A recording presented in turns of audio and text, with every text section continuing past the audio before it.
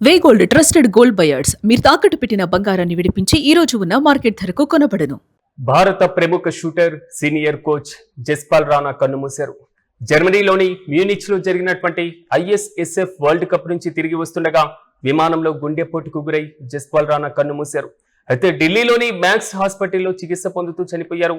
ఇదే అంశాన్ని the national association of India ధృవీకరించింది. 2006 ఆసియా క్రీడల్లో గోల్డ్ మెడల్ ని సాధించారు జస్పాల్ రాణా. ఇక 1994, 1998, 2002, 2006లో జరిగినటువంటి కామన్వెల్త్ గేమ్స్ లో మెడల్స్ ను సాధించారు. దేశం గర్వించదగ్గ షూటర్లలో జస్పాల్ రాణా ఒకరు. 1976 జూన్ 28న ఉత్తరాఖండ్ లో జన్మించారు జస్పాల్ రాణా. ఇక పద్మశ్రీ, అర్జున అవార్డులను కూడా అందుకున్నారు. ప్రస్తుతం స్టార్ షూటర్ మను భాకర్ కు కోచ్ గా ఉన్నారు ఆయన. జస్పాల్ కోచింగ్ లోనే ఒలింపిక్స్ మెడల్స్ ను కూడా సాధించారు మను భాకర్. కానీ జస్పాల్ రాణా మృతి మాత్రం భారత క్రీడా లోకానికి పూర్తి స్థాయిలో దుఃఖ సంద్రంలో మునిగిపోయేలా చేస్తుంది. ప్రధానంగా మ్యూనిక్ లో జరిగినటువంటి ISSF ప్రపంచ కప్ సందర్భంగా ఆయన హాజరవ్వడం, అక్కడి నుంచి రావడం, అక్కడి కొంతవరకు ఛాతీ నొప్పికి గురవ్వడం, అసౌకర్యం గురైనట్లుగా తెలుస్తుంది. మొదట్లో దాన్ని ఎసిడిటీగా భావించి పొరబడినట్లుగా తెలుస్తుంది. అయితే తన ప్రయాణం యొక్క ప్లాన్ ను అదే విధంగా ఆయన కంటిన్యూ చేయడం, తిరిగి భారతదేశానికి వస్తున్నటువంటి నేపథ్యంలో ఏరోప్లేన్ లో కూడా ఇలాంటి సమస్య తలెత్తినట్లుగా తెలుస్తుంది. ఇక ఢిల్లీకి చేరుకున్న వెంటనే ఆయన వైద్యుని సంప్రదించడం, వైద్య సహాయాన్ని కూడా తీసుకున్నారు. రాణా మరణం భారత షూటింగ్ కు తీరనటువంటి లోటుగానే భావించాలి. దేశంలో అత్యంత నిష్ణాతులైనటువంటి షూటర్లలో, అత్యంత కీలకమైనటువంటి శిక్షకులలో ఆయన ఒకరు. అనేక తరాలు పిస్టల్ షూటింగ్ లో తీర్చిదిద్దడంలో కూడా ఆయన కీలకమైనటువంటి పాత్ర పోషించారు. చివరి రోజుల వరకు జాతీయ కార్యక్రమంలో చురుగ్గా పాల్గొన్నటువంటి ఆయన మరణం మాత్రం తీవ్రమైనటువంటి విషాదాన్ని నింపింది. ఇటీవలే సంవత్సరాల్లో మను భాకర్ తో కలిసి రాణా చాలా కృషి పొందారు. మరి ముఖ్యంగా చెప్పుకోవాలంటే వారిద్దరూ కూడా 2024 ప్యారిస్ ఒలింపిక్స్ లో పరాకాష్ఠకు చేరుకుంది వారి పర్ఫార్మెన్స్. అక్కడ భాకర్ మహిళల 10 మీటర్ల ఎయిర్ పిస్టల్, అదేవిధంగా మిక్స్డ్ టీం 10 మీటర్ల ఎయిర్ పిస్టల్ ఈవెంట్లలో కూడా కాంస్య పథకాలను గెలుచుకున్నారు. స్వాతంత్రం తర్వాత ఒకే ఒలింపిక్స్ లో 2 పథకాలు గెలిచినటువంటి మొట్టమొదటి క్రీడాకారుడిగా నిలిచారు. అయితే భాకర్ తో పాటుగా రాణా, సౌరభ్ చౌదరి, అదేవిధంగా అనిల్ బాస్వాలా, అదేవిధంగా చింకీ యాదవ్ వంటి పలువురు పిస్టల్ షూటర్లతో కలిసి కూడా ఆయన పనిచేసినటువంటి వైనం. తాజాగా ఆయన మరణం మాత్రం క్రీడా ప్రపంచాన్ని ఒక్కసారిగా ఉలిక్కిపడేలా చేసింది. భారతదేశానికి చెందినటువంటి ఒక ప్రముఖ షూటింగ్ క్రీడాకారుడు ఈ విధంగా చివరి వరకు కార్యక్రమంలో పార్టిసిపేట్ చేస్తూ మరణించడం మాత్రం కొంతవరకు కలకలం రేపుతుంది.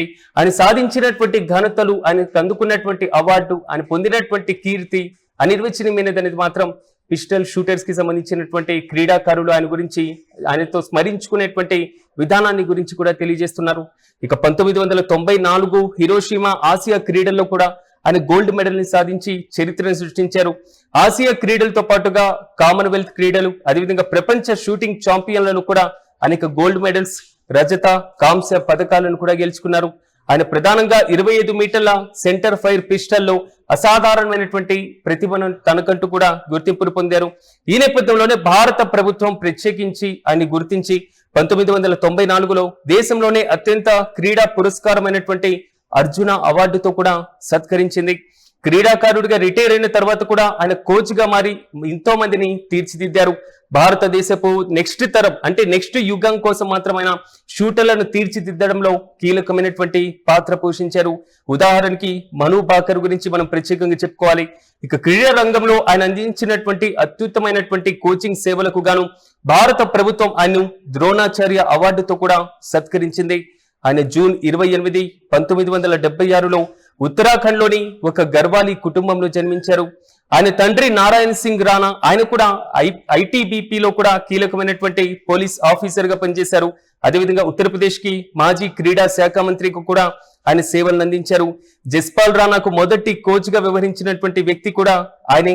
ఆయన తండ్రి దగ్గర నుంచి నేర్చుకున్నటువంటి గురుతనం, మరి ముఖ్యంగా చెప్పుకోవాలంటే అదే వారసత్వాన్ని ఈయన కూడా క్రీడల్లో తనకంటూ గుర్తింపును తెచ్చుకోవడానికి యూజ్ చేసుకున్నటువంటి వైనం. రాణా కేవలం 12 ఏళ్ల వయసులోనే 1988లో జరిగిన జాతీయ షూటింగ్ ఛాంపియన్ లో రజత పథకాన్ని సాధించి అందరి దృష్టిని కూడా ఆకర్షించారు. ప్రపంచ రికార్డులన్నీ కూడా తన ఖాతాలో వేసుకున్నటువంటి వైనాన్ని కూడా మనం గమనించాలి. 1994 ఇటలీలో జరిగినటువంటి మిలాన్ లో జరిగిన 46వ ప్రపంచ షూటింగ్ ఛాంపియన్ లో ఆయన గోల్డ్ మెడల్ ను సాధించడం, కామన్వెల్త్ లో ఒక లెజెండరీగా కూడా గుర్తింపును పొందడం, 1994 నుంచి 2006 వరకు అనేక పథకాలను కూడా ఆయన సాధించడం జరిగింది. ఒకసారి పథకాల యొక్క అంశాన్ని మనం గమనించినప్పుడు మొత్తం 15 పథకాలు కామన్వెల్త్ గేమ్స్ లో ఆయన సాధించారు. 9 స్వర్ణ పథకాలు, 4 రజత పథకాలు, 2 కాంస్య పథకాలను కూడా కైవసం చేసుకున్నారు. ముఖ్యంగా 2002లో మాంచెస్టర్ కామన్వెల్త్ గేమ్స్ లో ఏకంగా 6 పథకాలను ఆయన ఖాతాలో వేసుకున్నారు. 2006 దోహా ఆసియా క్రీడల్లో కూడా తనకంటూ ఒక ప్రత్యేకమైనటువంటి గుర్తింపును తెచ్చుకున్నారు. ఈయన చేసినటువంటి సేవలు, ఈయన చాటినటువంటి ప్రతిభను భారత ప్రభుత్వం ప్రత్యేకంగా గుర్తించి 1994లో అర్జున అవార్డు, 1997లో పద్మశ్రీ అవార్డు, 2020లో ద్రోణాచార్య అవార్డును కూడా సత్కరించడం జరిగింది. ఒక మెంటర్ గా, ఒక లెజెండరీ కోచ్ గా తనకంటూ ఒక ప్రత్యేకమైనటువంటి స్థానాన్ని కైవసం చేసుకున్నారు. యువ ప్రతిభను వెలికి తీయడంలో ఈయనే సాటిగా ఉండేటువంటి వారు. 2012లో జాతీయ పిస్టల్ కోచ్ గా బాధ్యతలు స్వీకరించిన తర్వాత సౌరభ్ చౌదరి, అనిల్ బాన్వాలా, చింకీ యాదవ్ వంటి ఎంతో మందిని కూడా తీర్చిదిద్దారు. మను బాకర్ ఒలింపిక్స్ గోల్డ్ మెడల్ సాధించడంలో, మరి ముఖ్యంగా ఒక మెడల్ ని తన ఖాతాలో వేసుకోవడంలో ఈయనే కీ రోల్ పోషించారు. కీలకమైనటువంటి బాధ్యతలను కూడా నెరవేర్చారు. అన్నిటికంటే ముందుగా విద్యా సంస్థలను కూడా ఈయన స్థాపించడం జరిగింది. డెహ్రాడూన్ లో ఉన్నటువంటి Jaspal Rana institute of education and టెక్నాలజీని స్థాపించి అక్కడే యువతకు ఫిజికల్ ఎడ్యుకేషన్ లో కూడా ఆయన శిక్షణను అందించడం ప్రారంభించారు. భారత ప్రముఖ shooter, senior coach Jaspal Rana మృతి మాత్రం క్రీడా లోకానికే కాదు, భారతదేశంలో మళ్ళీ నెక్స్ట్ షూటింగ్ లో తమకంటూ ఒక ప్రత్యేకమైనటువంటి స్థానాన్ని కైవసం చేసుకోవాలి, ఈయనే ఆదర్శంగా తీసుకొని ముందడుగు వేయాలి అనేటువంటి వారికి మాత్రం ఒక తీరని లోటుగానే భావించాలి.